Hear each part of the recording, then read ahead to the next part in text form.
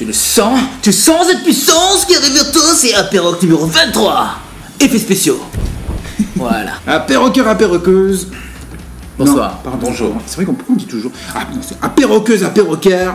C'est histoire de. Tu vois, d'être dans le coup là, tu vois. Ah ok. Ou sinon Aperoc, n'importe quel sexe, C'est n'importe vrai, quelle couleur. C'est vrai. En parlant de sexe, j'ai une...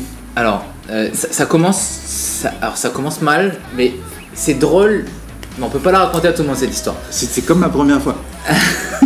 C'est drôle, mais on peut pas la raconter à tout le monde cette histoire. Je traînais sur internet et il parlait des séries qui avaient plutôt mal vieilli, ou au moins les personnages de séries qui avaient plutôt mal vieilli. Ok.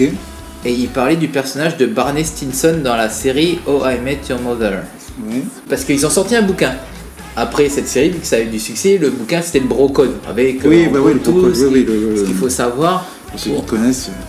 Ouais. Et un gars a laissé un commentaire en disant, grosso modo, ce code, c'est, et en anglais ça s'appelle rape by deception, rape by deception, ce qui en français signifie viol par tromperie.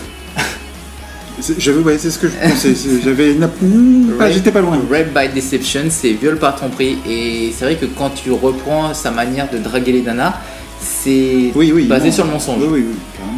Le viol par tromperie est une situation dans laquelle l'agresseur obtient l'accord de la victime pour avoir des relations sexuelles ou autres actes sexuels, mais l'obtient par tromperie. Et du coup, pour fouiller un petit peu, j'ai été voir s'il y avait des exemples de cas. Ça peut te porter à confusion.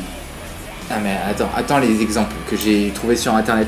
T'en as une, elle a porté plainte contre une nana qui s'est faite passer pour un mec. En gros, une nana, elle a dragué une autre nana en lui faisant croire qu'elle était un mec. Non mais ça, et ils ont couché une dizaine de fois ensemble. Avec un dildo, un strap dildo. 10 fois, une dizaine de fois. D'accord. Ok, donc ça c'est tromperie. C'est pas drôle pour elle, mais du coup... Ça c'est rape par... Bah du coup c'était, voilà, ça c'est considéré comme un cas où elle s'est fait passer pour un mec. D'accord, ok. Dans ces moments là t'aimerais juste avoir les gens en face de toi en disant What? ça ressemble à un... ok, dans le Nord, cependant. Ouais, là, après on va revenir sur le sujet délicat du consentement, voilà, tu vois. Bah, en fait, elle était d'accord pour le sexe, mais elle pensait que c'était du sexe avec un mec qu'elle faisait. D'accord. Et en fait, elle était là, la tromperie. Ok, au bout de 10 fois. Eh ben, je lui prêterai pas ma voiture, parce que elle est pas rapide. Okay. Et il y en a eu un autre, un gars appelle l'accueil d'un hôtel, et la nana qui répond, il lui dit qu'elle a chopé une maladie, une MST très grave, qu'elle risque de mourir, que l'opération coûte super cher, genre 9000 $, okay. Qu'elle peut aussi risquer d'aller en prison parce qu'elle est transmissible, et qu'il y a deux possibilités. Donc bah effectivement, soit elle se fait opérer et c'est super douloureux et ça coûte 9000 $, ou sinon elle accepte d'avoir une relation sexuelle avec un donneur entre guillemets du vaccin, pas du vaccin mais de l'antidote. Ouais, non mais là oui, ok, là oui c'est abusé, oui. Et elle doit payer 1000 $. Et donc elle accepte ça, donc ben, le docteur qu'elle a au téléphone, le docteur lui explique que le donneur va arriver et que du coup ben, qu'elle se... Voilà, qu'ils prennent une chambre et que ben, ils aillent faire leur besogne. Et elle y allait.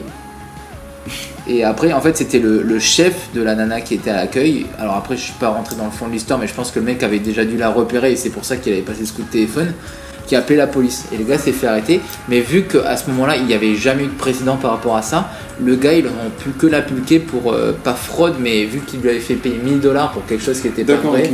Voilà. Mais ils n'ont pas pu l'inculper par rapport à ça parce que c'était et en fait bah, le gars quelques années après a refait la même chose. Et c'est là où, entre temps, après ce cas-là, justement aux États-Unis, là ils avaient créé une loi pour éviter ce genre de truc. Ce mec n'était pas au courant, il a récidivé, et là par contre il a pu se faire choper. C'est dingue quand même.